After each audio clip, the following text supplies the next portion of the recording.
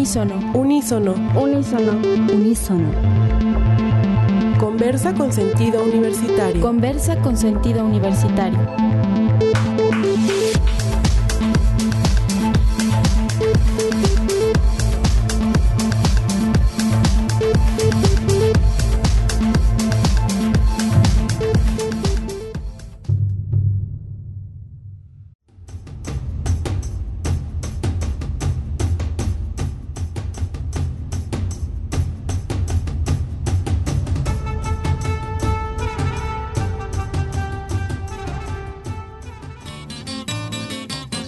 Takua'a tung sabi.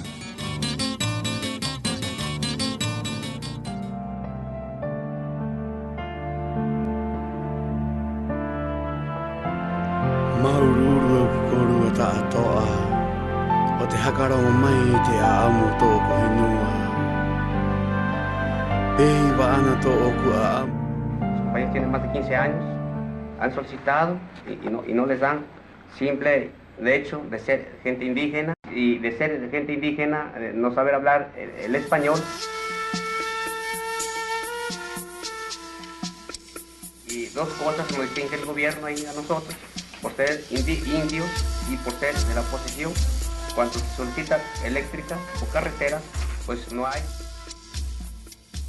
Situaciones como estas se repiten por todo el país. Aún hoy, los pueblos indios son marginados de los beneficios sociales.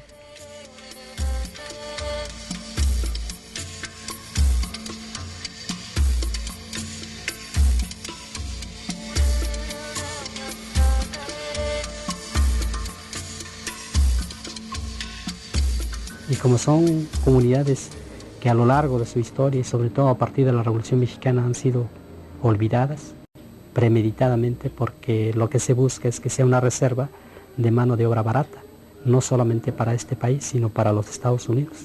Y así ha sido.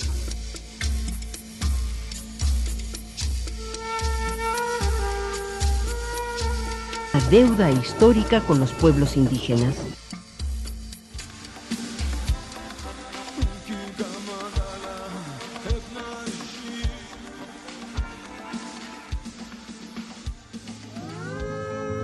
Se encontraban reunidos los dioses mayores y los dioses menores, entre los que se encontraban el águila, el fuego, la piedra y el caimán. Todos ellos intervenían en la vida de los purépechas. Cuerajpiri, el dios creador o dios primario engendrador, sus hijos son el padre sol y la madre luna.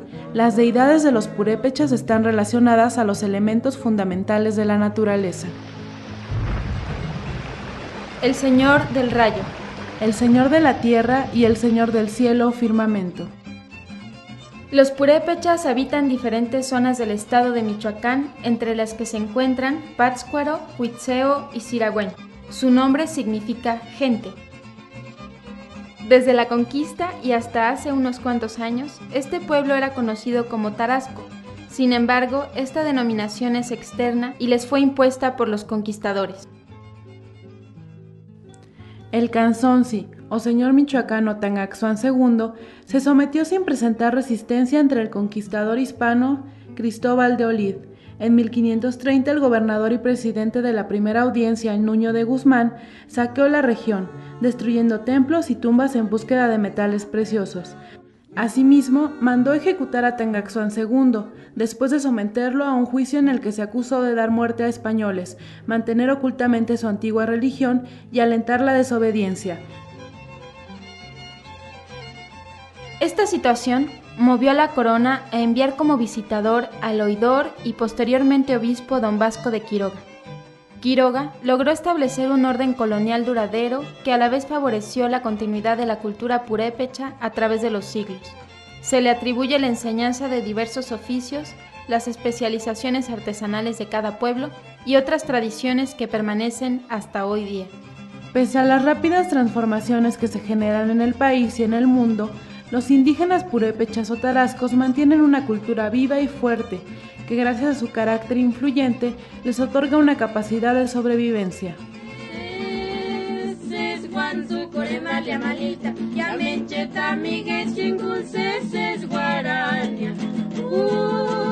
Generales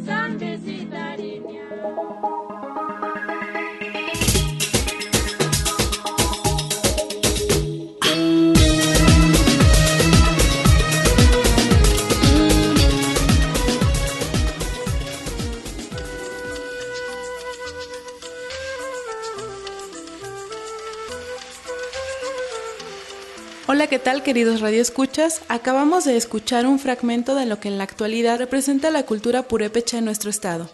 Mi nombre es Osiris González y en esta emisión de Unísono invertiremos nuestro tiempo para permitirnos una reflexión central sobre cómo viven las culturas indígenas en nuestro país, particularmente la purépecha, frente a este problema de la globalización. Antes de iniciar con nuestra entrevista, los invito a que escuchemos un sondeo que realizó el equipo de Unísono para ustedes. Para mí, ¿quiénes son los indígenas? Es una buena pregunta. Lo que entiendo yo es toda la gente que corresponde a una región en específico, como purépechas, otomís, que son representativos de algún lugar.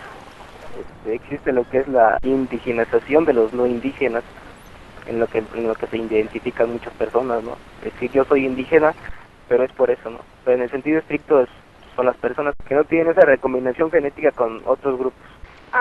Los indígenas son una parte de nuestra cultura muy importante y los debemos de preservar porque ellos son los que conservan las cosas más buenas, como vienen siendo las lenguas.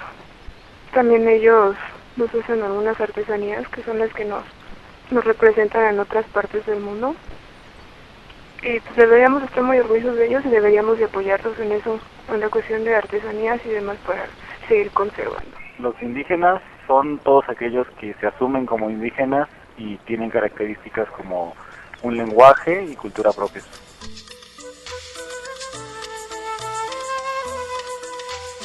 Quiero darle la bienvenida al doctor Irineo Rojas, director del Centro de Investigaciones sobre la Cultura Purépecha de la Universidad Michoacana de San Nicolás de Hidalgo. Bienvenido a Unísono. Gracias, Osiris, por la invitación.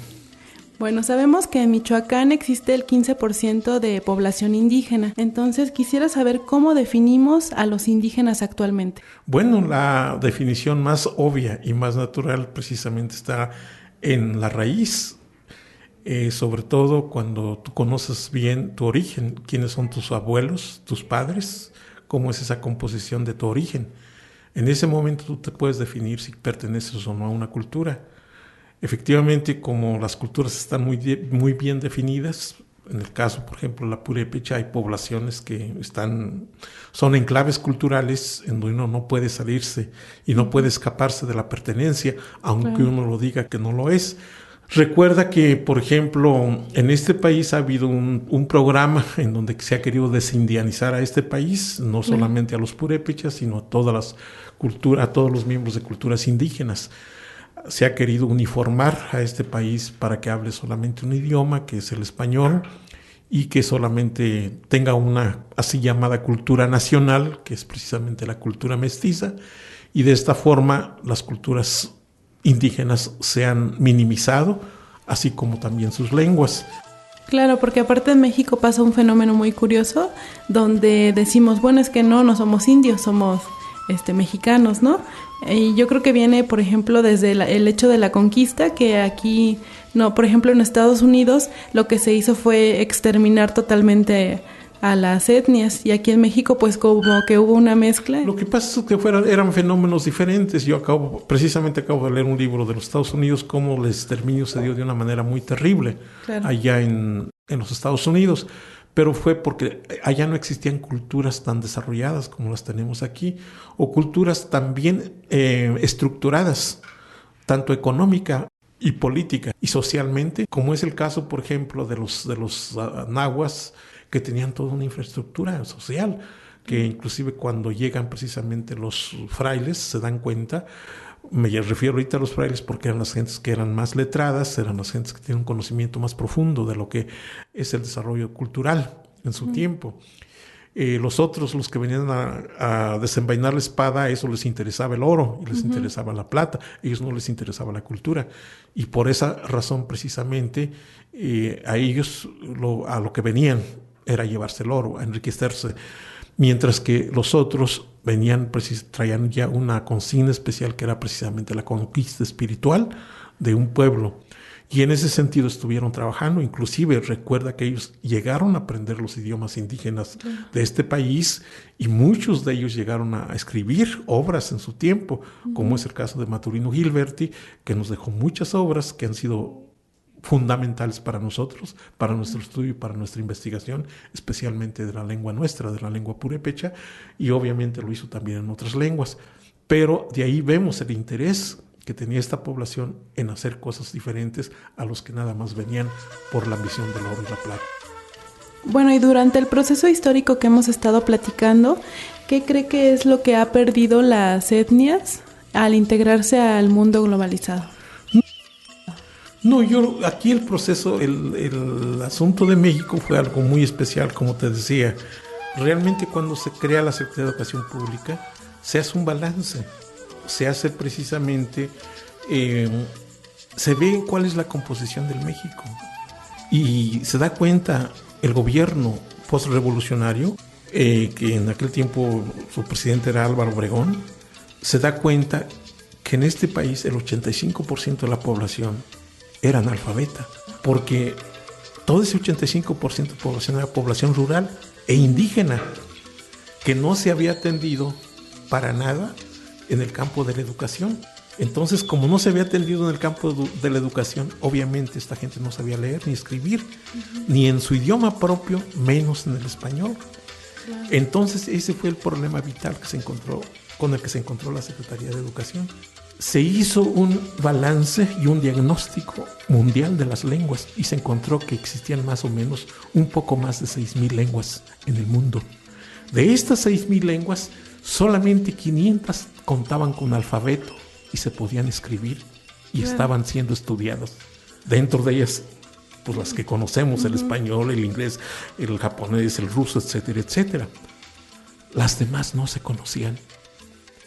Pero cuando se viene toda esta revolución científico-tecnológica, y que se viene la conexión en todos los niveles, nos damos cuenta de la riqueza de cada país. Y es como vamos valorando que cada país tenía varios idiomas. Y esos idiomas se habían menospreciado por darle preponderancia a un idioma nacional. En el caso de la Unión Soviética, al ruso. En el caso de Inglaterra, pues obviamente al inglés. Después nos damos cuenta que existe Irlanda con un inglés muy especial, que existe Escocia con un inglés que no se parece al inglés de Inglaterra, o sea, el inglés que se habla en Londres. Y así sucesivamente.